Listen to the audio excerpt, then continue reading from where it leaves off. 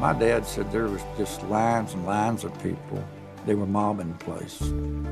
They couldn't have a decent funeral because everybody was just crowding around taking souvenirs. Clyde's body is borne to the grave. He died at the hands of the law. My grandpa went down to the funeral home to Clyde's viewing. It was probably a little bit of excitement for them. He was only one of thousands. 3 miles across the city from where Clyde's body lay, lies the body of Bonnie Parker, and here the crowd is even greater. Bonnie and Clyde had been on a 2-year crime spree that left a trail of dead bodies in their wake.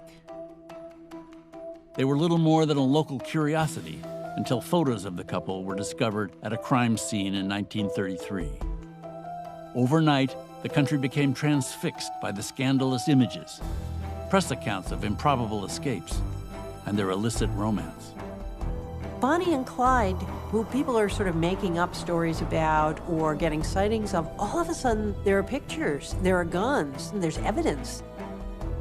It was a nonstop soap opera. Everybody was tuned into the radios, everybody was reading the papers, and actually it was almost like they were rooting them to get away. Bonnie and Clyde would join the ranks of other celebrity gangsters like John Dillinger, Pretty Boy Floyd, and Babyface Nelson.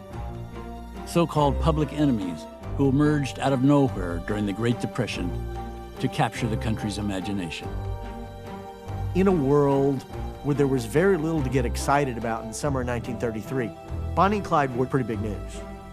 Everybody was talking about the criminals, the bad guys. But Clyde and Bonnie had the one thing the others didn't, the whole true romance and the sexy scandal.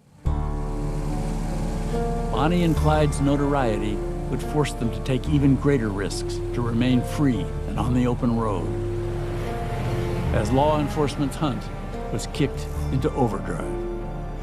There wasn't going to be any arrest or any trial. It was going to be an execution.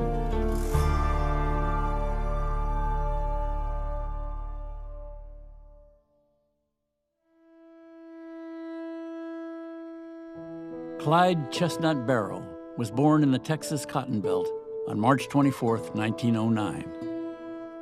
One of 7 children of itinerant farmers Henry and Cumie Barrow. By 1925, the whole Barrow clan had followed a wave of other farmers who were flooding cities in search of work.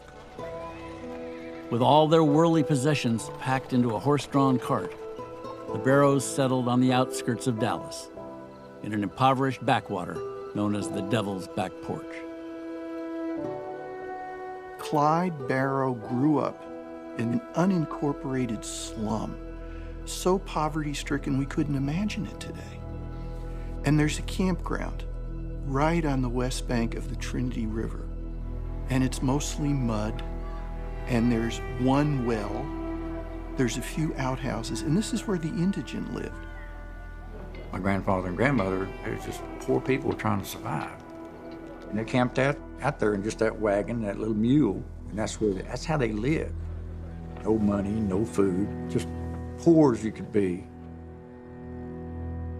So from the time this kid can really think, all he knows is there's no hope. This is it. I'm going to be poor, I'm going to be hungry, I'm going to be put down the rest of my life. Clyde chafed at the prospect of a life of poverty.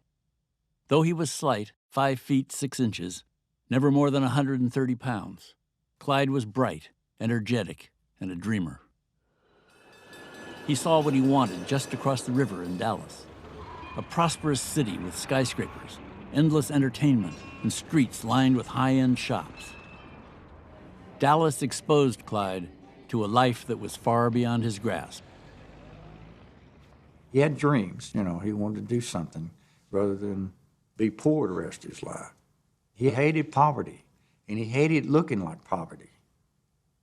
With a taste for expensive suits and little interest in honest work, Clyde Barrow picked up the bad habits of his older brother, Buck, who had already settled into a life of petty crime. What started with the 2 brothers stealing chickens quickly grew into armed robbery, and by the time he was 17, Clyde was perfecting his signature crime. This is the first era of car theft. The electric starter system is put in cars.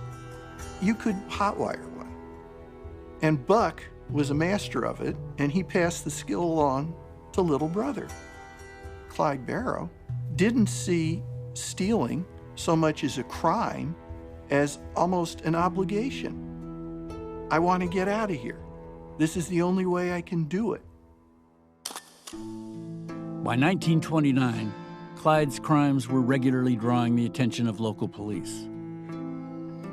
In November of that year, Clyde, Buck, and an accomplice broke into an auto shop in the town of Denton, just outside Dallas. Local law enforcement spotted the robbers trying to flee and opened fire. And they shoot Buck, and they capture Buck. But Clyde runs all the way back home. It's a close call, but it's worth it. Because as long as he's stealing cars and getting a few dollars for them, he's somebody. And to him, that's worth any risk. Despite his brush with the law, Clyde's family was happy to have him close to home. And just a few months later, he would meet a young girl from the same side of the tracks who shared his yearning for a better life.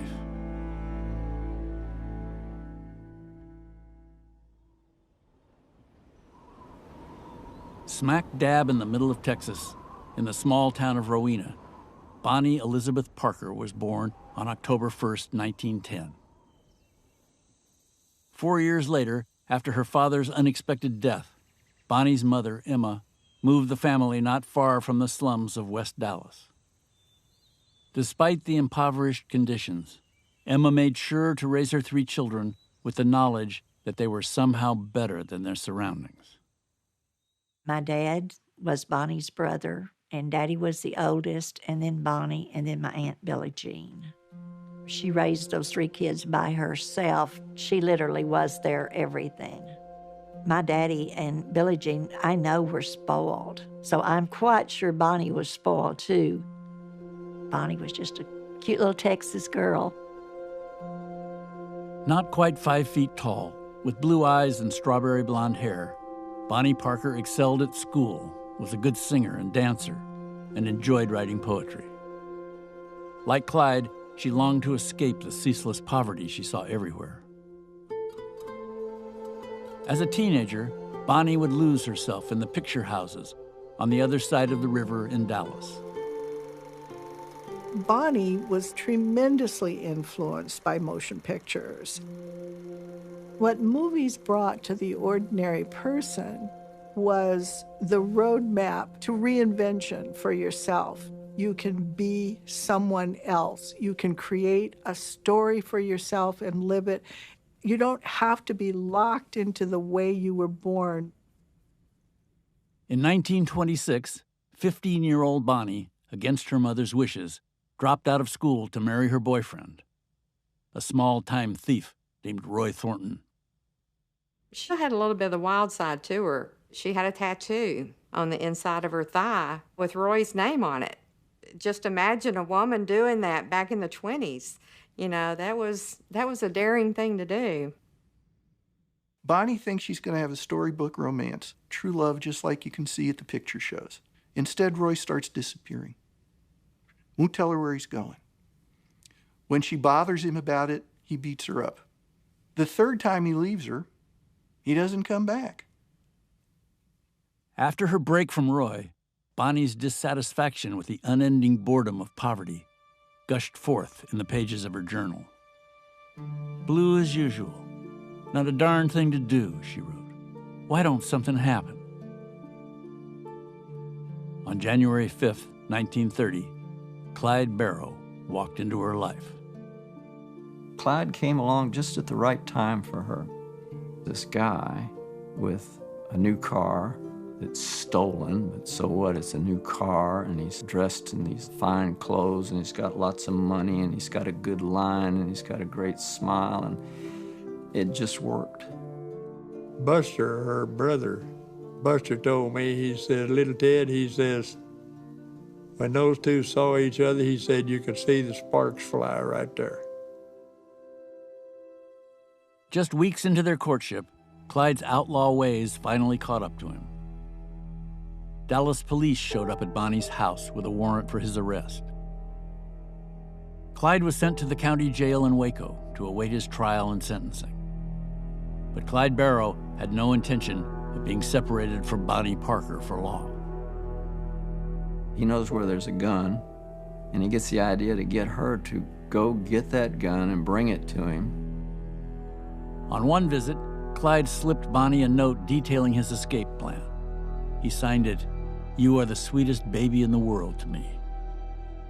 This is where Bonnie has to make a choice. This is breaking the law herself. She can go to jail for this. On the other hand, if she does break him out, that's the kind of daring thing some of the pretty starlets do in the picture shows. So she says she'll do it. Bonnie hid the gun under her dress and successfully smuggled it into the jail. She was now Clyde's accomplice. The escape plan worked. Clyde and 2 other inmates fled the Waco jail that evening. However, their freedom was short-lived.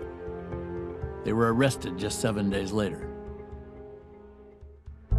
Bonnie returned to her mother in West Dallas, but Clyde was slapped with a 14-year sentence and was now on his way to one of the most notorious institutions in Texas, a prison so violent and untamed it had earned the nickname the Bloody Ham.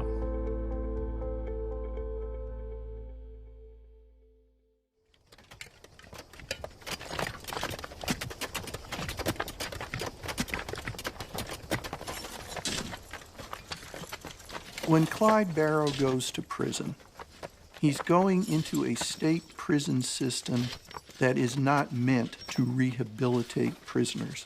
It is meant to be the worst possible hellhole. The convicts are treated like slave labor. They work all day long under the supervision of armed guards on horseback. They're given no break besides maybe 5 minutes for a cup of water and a crust of stale bread.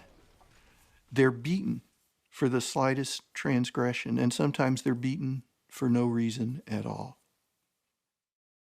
Clyde was assigned to the Eastham Prison Farm, a 13,000-acre cotton plantation filled with the system's most violent offenders.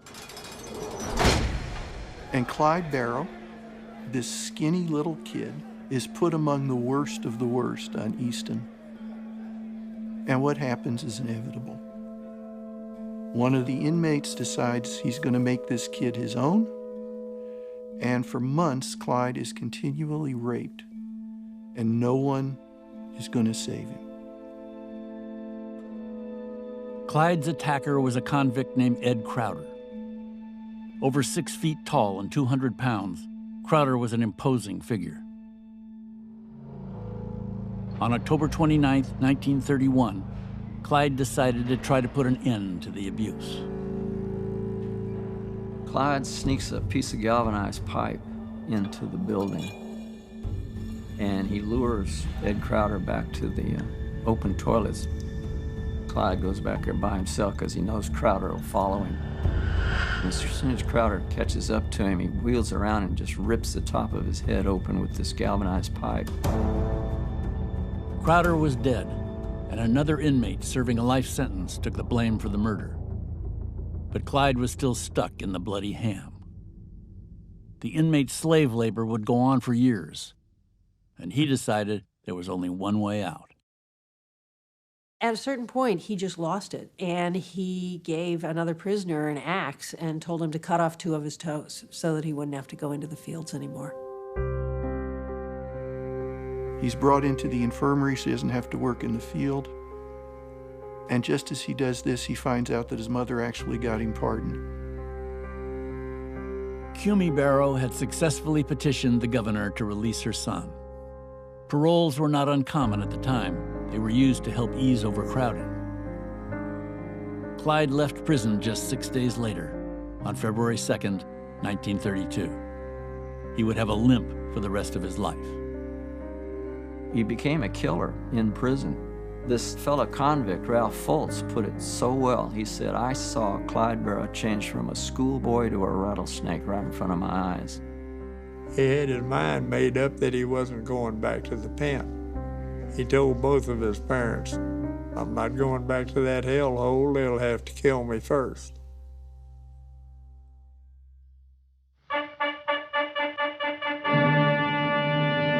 He's somebody. He's in the big town doing things in a big way. Yeah, look at us. Just a couple of nobodies, nothing. When Clyde comes out of prison in 1932, it was the beginning of the true crime era in America. The Depression is still there. It's still awful. People are poor all over the country. People are suffering. So many Americans think of the government, the police, the banks as the villains. Those elements created the perfect audience. Everybody was talking about the criminals, the bad guys, and not in any sense being derogatory. The gangster figure represented somebody at the bottom of the social scale, condemned to a life of nothing, who did not accept that as their fate, and who found a way to change it, which was through violence. So it's socially acceptable to like this gangster who does everything you can't do and does it with so much success. That's the appeal. By the spring of 1932, Bonnie Parker had reunited with Clyde Barrow as he resumed his life of crime. After a botched robbery attempt, she was captured, while Clyde got away. Bonnie found herself alone in a jail cell in Kaufman, Texas, awaiting a decision by a grand jury. Now, 21-year-old Bonnie was playing out a scene in her own movie. In a poem she wrote from her jail cell, Bonnie plays the part of a jilted girlfriend, determined to win her man back. If he had returned to me sometime, though he hadn't a penny to give, I'd forget all this hell that he caused me and love him as long as I live. But there's no chance of his ever coming, for he and his maul have no fears, but that I will die in this prison or flatten this 50 years. She picked up that language from the pulp fiction magazines, from the tabloids, and from Hollywood. It says everything in there. She's using all the lingo, and she wants to be part of that world. Her mother reads these poems and says, this is not the daughter I raised, this is not the daughter I loved. She says, I began to see a strange and terrifying change in the mind of my child. Bonnie has made a switch to investing in this persona in which what honor means is to stick to your man no matter what. In June, a Kaufman grand jury set Bonnie free, unwilling to believe that any woman would choose to accompany criminals of her own volition. Just days after her release, Bonnie did just that.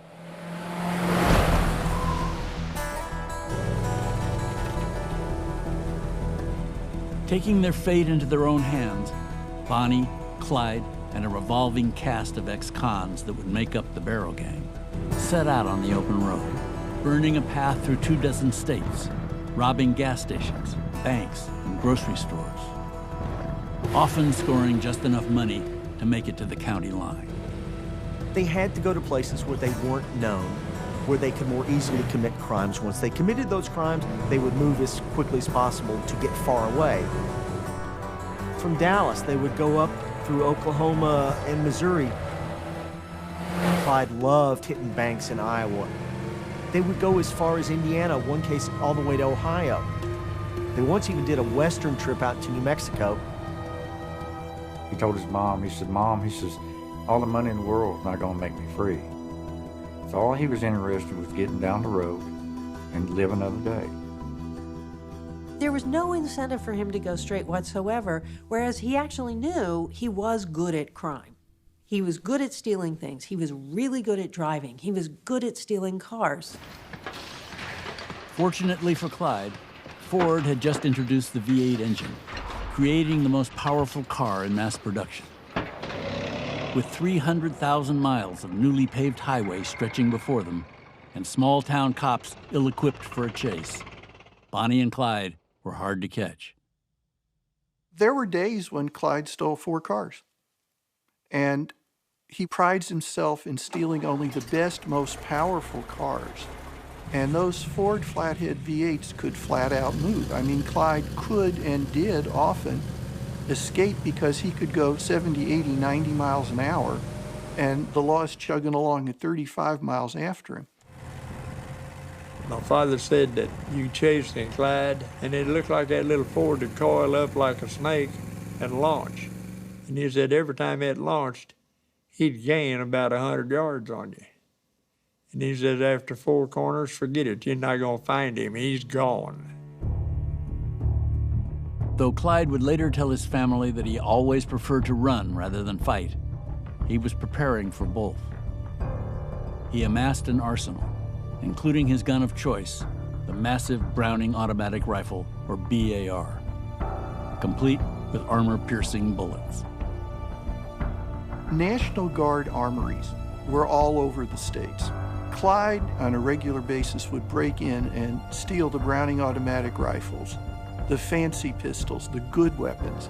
These weapons were not made available to local law enforcement officials. So if the Barrow Gang was ever in a situation where for some reason they couldn't outdrive pursuit, they would always be in a position to outshoot them. What started out as a joyriding romance on the open highways slowly took a darker turn as Clyde began to deploy his deadly force more readily. Clyde could change at the snap. If you hemmed him up, or if you snapped on him first, you had a war on your hands, and the little man knew how to wage war. Clyde Barrow and his gang were responsible for the deaths of 4 men from April 1932 through January 1933. Eugene Moore, an undersheriff in Stringtown, Oklahoma, was gunned down at a community dance. Doyle Johnson was shot in front of his family on Christmas Day, trying to prevent Clyde from stealing his car. Clyde killed Malcolm Davis, a Fort Worth deputy, with a shotgun blast at point-blank range. Killing an officer of the law meant that if caught, Clyde would surely face the electric chair. I remember his sister asking Clyde how he felt now that he killed someone. He said, "Sis, it makes me sick to my stomach." He said, "They've got guns, I've got guns. You know, they're trying to kill me, and I'm trying to just get away." He says, "I feel bad. It makes me feel sick that I had to take a human life." He said, "But it was them or me." Clyde has a certain personal justification system. From Clyde's perspective, it was simply him reacting to a situation that he couldn't help. From his perspective, he was doing what he had to do. Remember, Clyde says he's never going back to prison. This means if there's a deputy standing between him and freedom, that deputy's going to go.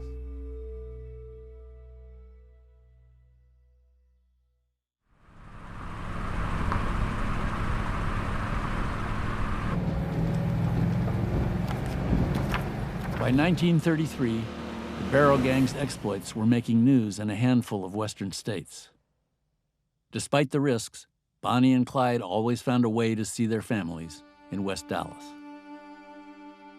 Bonnie and Clyde, they were really very close to the family, very close, and they kept coming back. You know, back then, families banded together. They assumed the lines would be tapped. So Clyde would put a message in a Coke bottle, and he'd drive down the road and he'd toss out the Coke bottle with the message in it.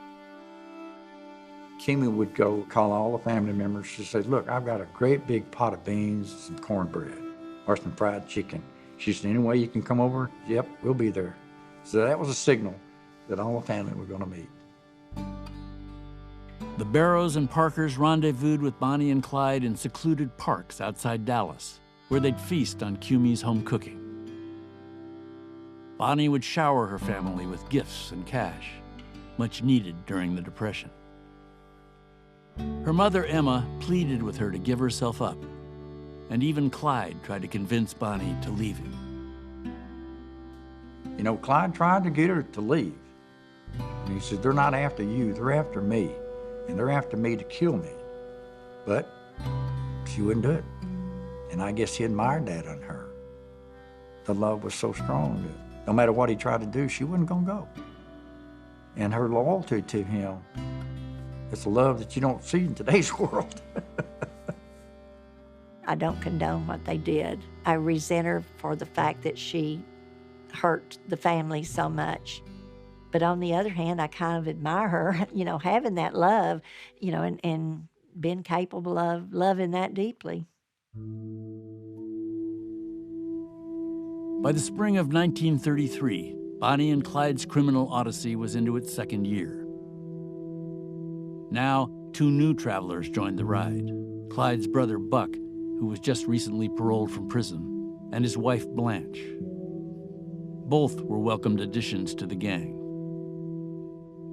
In April, the 2 couples and a young criminal protege named W.D. Jones were holed up in an apartment in Joplin, Missouri, taking a break from the road. Of all the places you could have picked to go for a vacation if you were on the run from the law, Joplin was a hotbed of bootleggers. So the cops were always on the lookout for anybody suspicious. On April 13th, the local authorities decided to investigate the Barrow Gang's hideout. John Harriman, a farmer moonlighting as a part-time peace officer, approached the house with Joplin police. They were armed only with pistols. Here are these Joplin cops thinking we're gonna bust a couple of bootleggers. And instead, as one of them swings a car up to block the driveway so no one can get out, through the actual garage door comes this blast of powerful gunfire. And of course, it's the Barrow Gang. If you're in a gunfight and all you got is a little pistol and you hear that BAR go off, you know that it's time to go home. Harriman died at the scene. His colleague, Joplin policeman Harry McGinnis, was so riddled with bullets, his arm was nearly detached. He would die before daybreak. The gang made off in one of their stolen Ford V8s. But what they left behind would change everything. After the gunfight at Joplin, because the group had to leave so fast, they left everything, clothes, jewelry, weapons, and a couple of rolls of unprocessed film. And on this roll of film, there's some pictures of Bonnie Parker holding Clyde at gunpoint with a rifle. And the best picture of all. At a time when girls had to know their place and how to act like ladies. Here's Bonnie Parker leaning on the stolen car. In one hand, she's dangling a pistol, and in her mouth is a stogie. She always hated that picture. Of course, it was never intended to be published. None of those photos were. But on April 15th, the pictures were splashed across the front page of the Joplin Globe. And soon, the images of Bonnie, a gun-toting, cigar-chewing sexpot, and Clyde, her handsome leading man, were appearing in newspapers and magazines across the country. You have local reporters who are AP or UPI runners who jump on the story and are trying to sell the story. So it becomes a reason to read the newspaper. They became a symbol that actually people could seize control of their own fates. People could defy authority, and they could get away with it. The legend of Bonnie and Clyde was born. With the photos, the duo went from two-bit Texas hoods to mythic outlaws. They came at a time when you can really literally say a lot of Americans needed them. It's this whole Romeo and Juliet, illicit romance, a little spice, a little soap opera drama at a time when the country's desperate for entertainment. Their cultural timing was absolutely perfect.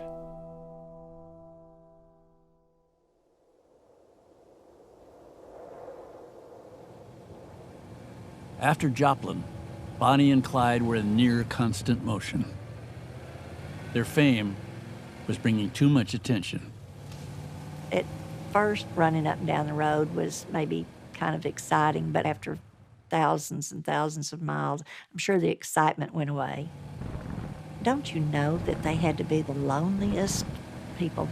That had to be such a lonely life, you know, and to know that they're just another country road when you got through with that one. A lot of people say it was glamorous. No, I don't think living in a car and bathing in rivers and eating out of a sardine can is a way of life. They were just trying to stay alive. That's all they were doing, you know, just existing. One night in early June 1933, just outside the small town of Wellington, Texas, Clyde's legendary driving skills finally failed him. Clyde's coming in on the new road, but it ends, and there's a detour to the old road to use the bridge that's in place. Clyde's driving so fast he doesn't see it.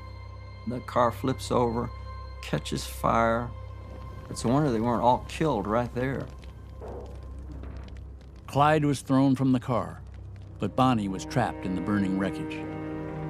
With the help of a nearby family, Clyde eventually freed her. Bonnie's right leg had been horribly burnt.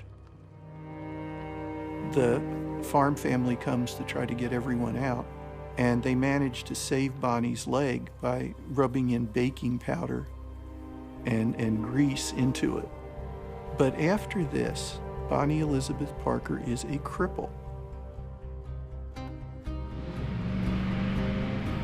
When police arrived to investigate, Clyde commandeered their car and kidnapped the two officers, eventually setting them free 50 miles down the road. Bonnie and Clyde headed east for a rendezvous with Clyde's brother, Buck, in Oklahoma. Back on the road, Clyde ducked into small towns to pick up bandages and salve for Bonnie's burns. Can you imagine the pain that she went through and not being able to go to a hospital or anything? He could have brought her home and dumped her and gone on his way. You know, I think both of them were dedicated to each other because he took care of her. And if you ever wanted proof of that absolute, complete commitment, it's at this moment. And of course, this is also the time when it all starts to go downhill from there.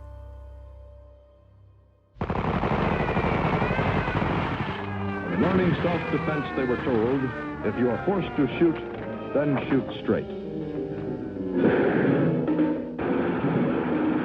In 1933, the federal government began its national war on crime. A new crop of violent gangsters had suddenly emerged and was making headlines across the country. True crime was already popular in America, and some of the big-name criminals were celebrities. I mean, John Dillinger was movie star handsome. You had Ma Barker and her boys. You had the guy with the best nickname, Pretty Boy Floyd. They were doing some things on a large scale. J. Edgar Hoover, head of the Justice Department's Division of Investigation, warned of a criminal army that was sapping the spiritual and moral strength of America. Hoover advocated for a stronger federal police force to restore law and order for a nervous American public. From like 33, 34 is this pivot point in American culture where you're coming out of the nadir of the Great Depression, but Roosevelt has been elected, J. Edgar Hoover is getting the FBI organized, and you see the gangster figure kind of representing both our vicarious need for rebellion against the economic and the political system, but also the need we have for order and stability, because we're in a very terrifying time. Clyde Barrow now found himself on Hoover's list of wanted men, and federal agents in Dallas were assigned to track his movements. This desperate public enemy now rises to fame as an underworld hero. But it was the bank robber John Dillinger who was the centerpiece of Hoover's crusade, commanding no less than 38 agents alone. To a vicious man killer. The Barrow gang was in no way up there at the top level. The public, though, perceived that they were. And newspapers and true crime magazines would exaggerate their takes from different robberies, would give them credit for huge heists that they had nothing to do with. Despite what the press was writing, the Barrow Gang remained very much a problem for local police, who had spent a year chasing the crime duo across multiple states. If they wanted to stop Bonnie and Clyde, they'd have to match their firepower. On July 20th, 1933, police officers, this time armed with heavy weapons and armor, cornered Clyde and the gang in a motel in Platte City, Missouri. After a bloody shootout, the gang managed to escape, but Clyde's brother Buck sustained a bullet wound to the head, and his wife Blanche was blinded by glass from a shattering windshield. 4 days later, near Dexter, Iowa, the battered Barrow Gang was again surrounded. Eager onlookers and the press, hoping to catch a glimpse of the now famous outlaws, watched as police opened fire.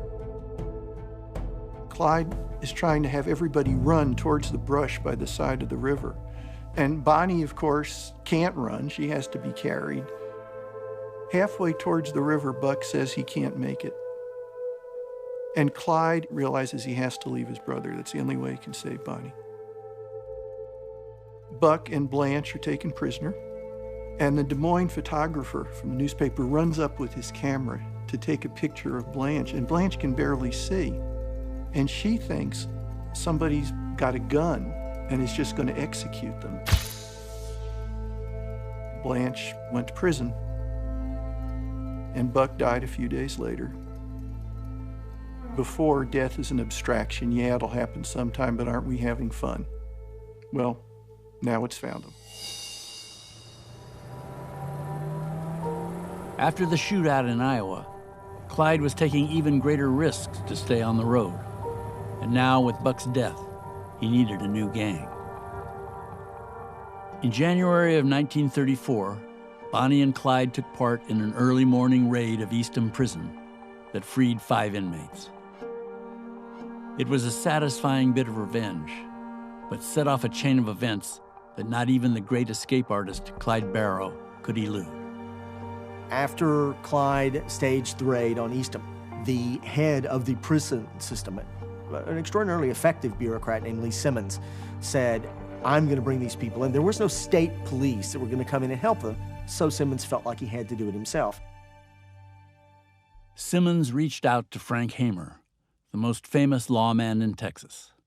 A former member of the notorious Texas Rangers, Hamer had spent half his life hunting criminals and had already killed 53 men during his service. Captain Frank Hamer was a legend among Texas Rangers. He was the roughest and toughest of them all. He used to tell new Ranger recruits that the best way to enforce the law is a .45 slug in the gut, and he meant it. Lee Simmons told Frank Hamer to put Clyde and Bonnie on the spot and shoot everyone in sight. From the word go, there wasn't going to be any arrest or any trial. It was an execution. Hamer set out on the road in a rented Ford V8, meticulously retracing Bonnie and Clyde's path, looking for a pattern to their travels, or for anyone willing to give them up. In Louisiana, Hamer caught a break.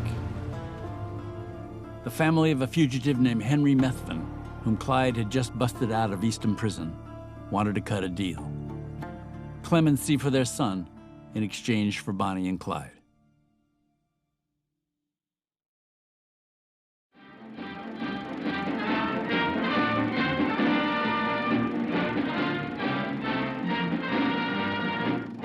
About 10:30 Sunday morning, I noticed a car parked on that hill, a man and woman in it. In May of 1934, a newsreel played before feature films across the country, detailing the cold-blooded killings of 2 Texas motorcycle officers. In it, an eyewitness claims to have seen a man and a woman step from a car to deliver the death blows. One was standing on either side of the car. They reached down and got their gun and came up when they was about 10 feet away and says, boom, boom, boom, boom, boom. With automatic. William Schieffer, who was a farmer, who lived a ways across. He claims that he heard Bonnie shooting one of the officers on the ground and saying, "Looky, Clyde, watch his head bounce." And here's the notorious couple Farmer Schieffer says he saw, Bandit Barrow and his girl companion, Bonnie Parker. These photographs of the outlaws are being circulated by the police through the Southwest to aid in their identification. The girl always carries at least 2 guns. With Barrow, she's accused of... They don't tell you that there were 2 versions of witnesses. One was old man Schieffer, who was at his house that was 3/4 of a mile across the valley. Right at that orchard. And then you've got another couple. They looked up the road in time to see a tall man and a smaller man shoot them. The tall man was Henry Methvin, the smaller man was Clyde. Henry Methvin was traveling with Bonnie and Clyde on Easter Sunday when the trio pulled over to rest near Grapevine, Texas. When the officer pulls up on the hill, Henry Methvin notifies Clyde. He says, "Hey, look, it's the police." Clyde says, "Let's take them." Knowing Clyde and some of his escapades, it probably meant that he wanted to kidnap him. He wanted to take him on a ride like he had done with others. But Henry Methvin didn't take it that way. He thought it meant to kill him, and so he started shooting. Despite the shooting, Henry Methvin's role in the Grapevine murders seemed to be overlooked.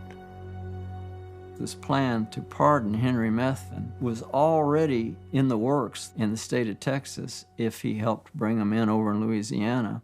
And now he's involved in this double murder, and there's a clear attempt to hide the fact he was there at all and to replace Methvin with Bonnie.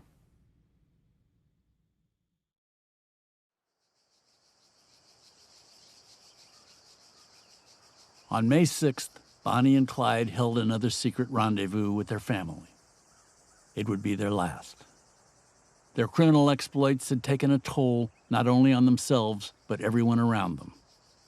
Buck was dead. Blanche was in prison.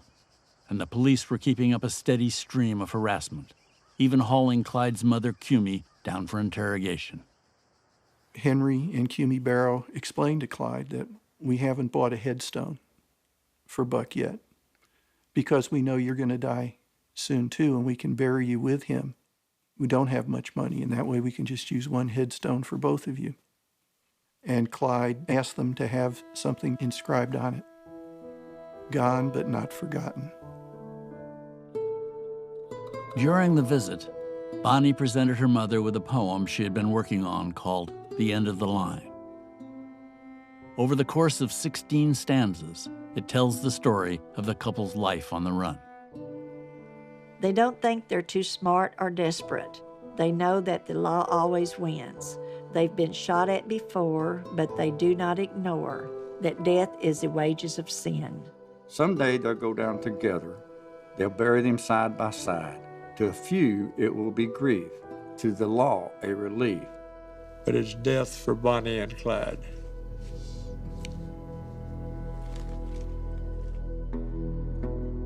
I can imagine my grandmother just waiting for the phone call every day and knowing that it was going to come. It's just when. That was so, to me, thoughtless of Bonnie. There's no doubt about it. Clyde Barrow knew exactly what he was doing. Bonnie Parker knew exactly what she was doing. And they wanted to be there all the way up to the bitter end. In mid-May, Bonnie and Clyde were in Louisiana. They had plans to meet Henry Methvin at his parents' home on Wednesday, May 23rd at 9 a.m. The trap was set. Frank Hamer had assembled a posse that included deputy sheriffs of Dallas County, Ted Hinton and Bob Alcorn, and other officers from Texas and Louisiana.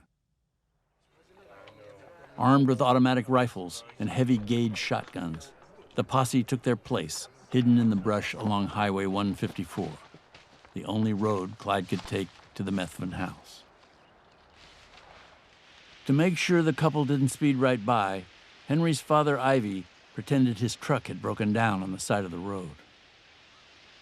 If Clyde had come down through there driving the way he normally did at 70 to 90 miles an hour, they'd have had a skeet shoot. If you're on the bluff, you can see almost half a mile down the road to see who's coming. But if you're in a car coming that way, you can't see anything ahead of you at all. Around 9:15 a.m., the posse could hear the high-pitched whine of a Ford V8 barreling down the road. Clyde took the bait and slowed to help out Ivy Methvin. And Prentice Oakley, the deputy from Bienville Parish, he popped off the first 2 rounds and hit Clyde right in the head. Clyde's foot slips off the clutch, the car goes idling off up into the ditch. Ted says one thought ran through everyone's mind. This clown's gotten out of 11 traps before now. Is this number 12? And with that, everybody unloaded. They unleashed an incredible volley that basically shredded that car and the people in it. The shootout lasted only seconds, but in the end, the car was riddled with more than 150 bullets. Ted Hinton says when they pulled him out of the car, there was nothing but wet rags. So you can understand what a steel-jacketed bullet can do to a human body. Clyde's head was pretty well blowed off, and she's blowed all to pieces. My father had a 16mm home movie camera. The staff photographer for the Dallas Times-Herald gave it to him. He told him, he said, you're going to get them eventually, and when you do, you're going to need to document it. He carried that camera for 17 months. The posse sorted through Bonnie and Clyde's possessions. Bonnie's makeup case, several suitcases, road maps, and true crime magazines.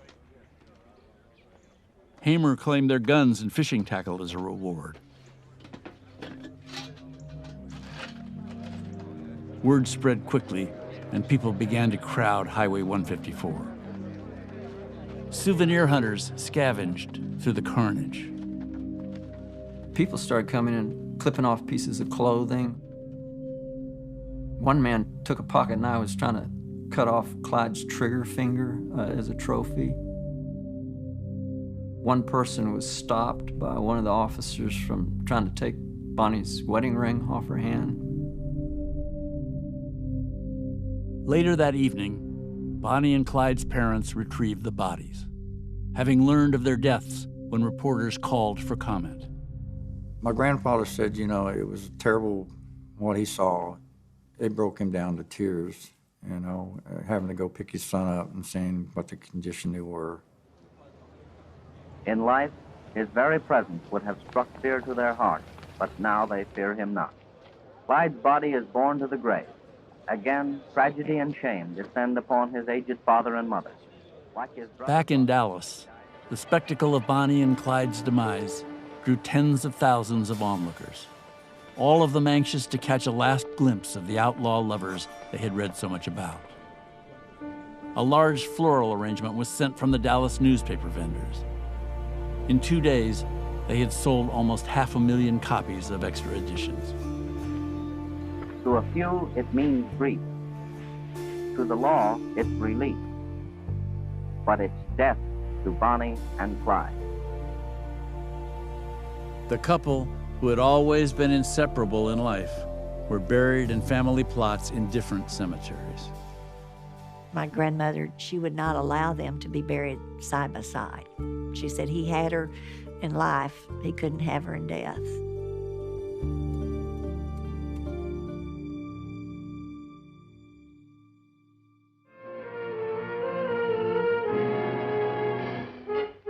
Full stop for these criminals, dead ones. Here you'll find notorious names that made evil headlines of crime. Some public enemies. By 1935, just a year after Bonnie and Clyde's deaths, Hoover's lawmen had eradicated all of the Depression-era gangsters. Bonnie and Clyde may have been the first to go down, but their story overshadowed all the rest. Not because of their crimes or even their violent downfall, but for their enduring true romance. This type of story has been with us pretty much from the first printed word. And it carries down. Whether you're talking about the fall of Troy, Romeo and Juliet, it's always going to end in tragedy. We've always got this star-crossed aspect. Bonnie and Clyde fit that perfectly, and they fit it naturally. And it's because they fit it so naturally, because that's who they were, that they continue to resonate.